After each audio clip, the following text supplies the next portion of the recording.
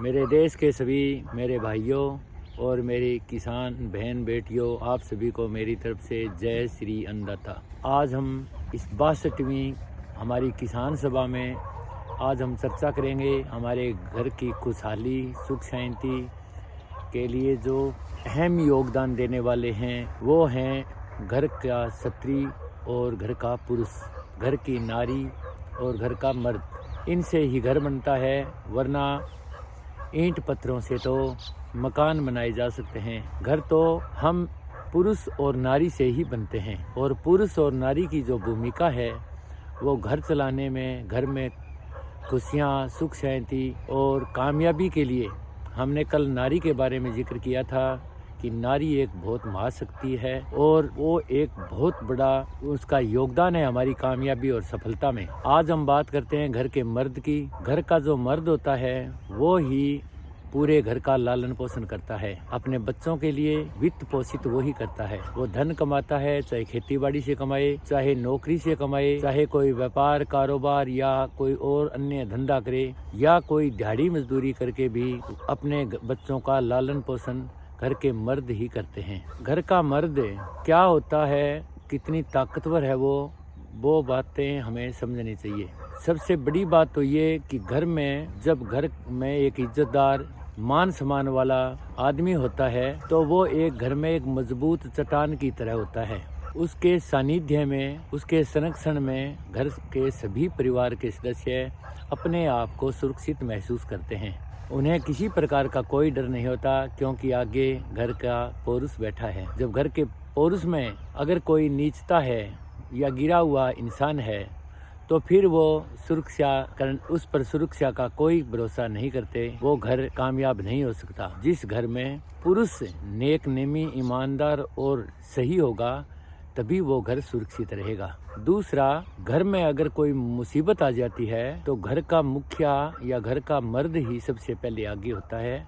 वो बच्चों को इसकी भनक तक नहीं आने देता और वो मुसीबत को अपने आप ही सॉल्व कर देता है, उसका हल निकाल लेता है या उस समस्या से उभर जाता है। किसी भी प्रकार की विपरीत परिस्थितियों में सिर्फ घर के मर्द ही आगे होकर के उस मुसीबत से बाहर निकलते हैं। तो घर का सारा सिस्टम मर्द के कंधों पर होता है और घर की सारी व्यवस्था नारी के कंधों पर होती है। तो इन दोनों से जुड़कर ही घर बनता है। अगर वो अपनी अपनी जिम्मेवारी बेखूबी निभाएं तो फिर घर स्वर्ग बन जाता है, और अगर वो उनमें से कोई नीचता करे तो फिर घर नरक से नरकिया बन जाता है। फिर उस घर में रहना भी बड़ा मुश्किल हो जाता है। आजकल का माहौल ऐसा हो गया है कि हम संयुक्त परिवार में रहते थे, दादा दादी घर में बैठे हुए होते थे, उसके बाद में हमारे मम्मी पापा और हमारे ताऊ चाचा साथ होते थे और हम बच्चे, हमें किसी भी प्रकार की कोई चिंता नहीं होती थी। जीवन बड़ा सुंदर था, सारे काम बुजुर्ग अपने आप कर लिया करते थे और हम बड़े मस्त आनंद से जीवन जीते थे। लेकिन आज व्यवस्था परिवर्तन हो चुका है। शादी होते ही बच्चे अलग हो जाते हैं अपने परिवार से। अब दो मियाँ बीबी अलग हो गए और उनके छोटे छोटे बच्चे होंगे एक दो, तो फिर वो नाराज हो जाते हैं आपस में, या किसी बात पर बहस हो जाती है और उनकी बिगड़ जाती है, तो फिर उनको कौन समझाए, कौन मनाए। फिर वो ना एक दूसरे से बोलते और दूरियां इतनी बढ़ जाती है कि यहाँ तक कि नौबत तलाक तक भी आ जाती है, या फिर वो घर घर ना रह करके एक नरकीय जिंदगी जीने का एक अड्डा रह जाता है। घर में उसकी कोई खुशबू, उस घर में कोई खुशबू नहीं होती, ना कोई सुख होता, ना शांति होती। घर के मर्द की जिम्मेवारी होती है कि घर के सदस्यों को अपना समय दे। जब बाहर से काम करके आए या कोई व्यापार कारोबार करके आए, आते ही अपने मोबाइल से चैटिंग करनी शुरू कर दे या कोई वीडियो देखना शुरू कर दे, ये अच्छी आदत नहीं है। अपनी पत्नी को समय दो, अपने माँ बाप को समय दो, अपने बच्चों को समय दो और उनके साथ ढेर सारी बातें करो, तब जाकर के घर जुड़ता है और उस घर में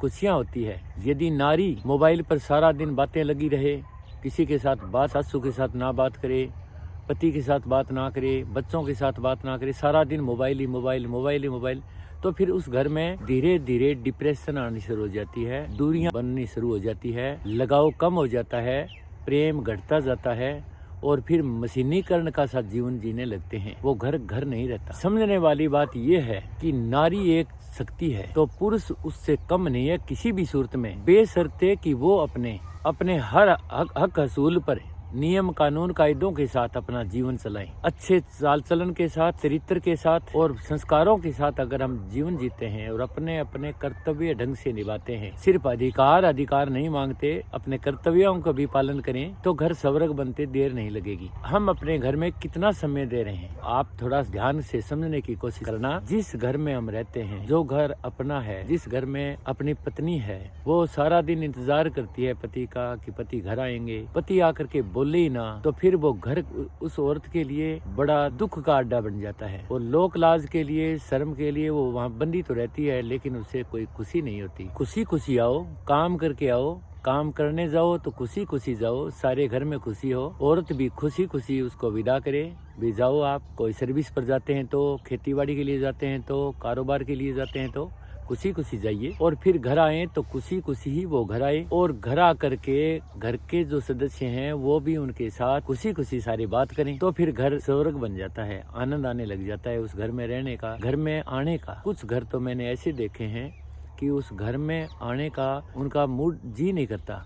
बेबसी में बाहर कहाँ रहेंगे या रोजाना किसके घर रहेंगे, इस शर्म से, इस बेबसी से वो अपने घर आते हैं, क्योंकि घर का माहौल उनका ठीक नहीं होता। और ठीक ना होने की वजह ना तो गवर्नमेंट है, ना कोई दूसरे पड़ोसी हैं, ना कोई गांव वाले हैं, ना कोई जातीय दिक्कत है, कहीं कोई परेशानी नहीं है सिवाय अपने आप को सही करने के। मैं खुशी खुशी अपने घर में रहूंगा तो सारा घर खुशी खुशी रहेगा।